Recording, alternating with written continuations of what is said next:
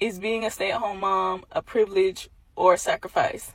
In my opinion, it's both.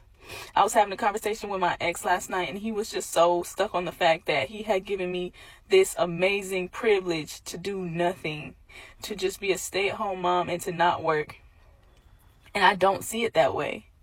Yes, I see it as a privilege because most people in this society, they don't have that option. And I appreciate the fact that he was financially stable enough to let me do that. I genuinely do appreciate it. But it pisses me off when he says that it's a privilege and not acknowledge the sacrifice that it was.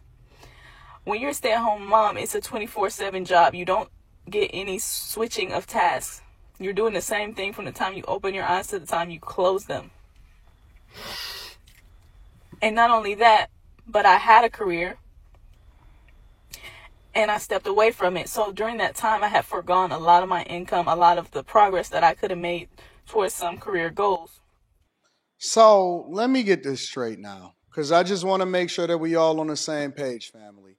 We have women that are sitting here complaining that a man makes more than enough money to make sure, and she said her ex, right? So I'm assuming that he's still taking care of her, even though they broke up the relationship. I'm not going to make no assumptions. We just going to take it at face value. So she's complaining because he takes care of her and provides her with an opportunity to be able to be a stay-at-home mother, which means that you don't have to worry about the daycare raising your children.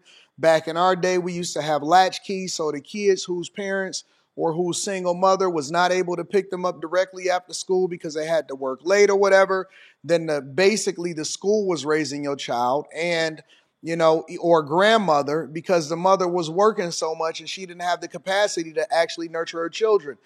One of the things that my wife has constantly communicated to me was that she is so thankful that she didn't have to go into work because it allowed for her to really nurture and raise our daughter into being who we wanted her to be and to have our values instead of whoever it is that's raising them and watching them at that particular time. She did not have to work, and she had the option to go to work after my daughter was in school full time, and she could went to school and did whatever. But those early years of forming the mindset and to set your values and to have that bonding process, which I was able to also work from home too, allowed for us to be able to nurture our child and not necessarily care about money. I believe that women are too focused on money.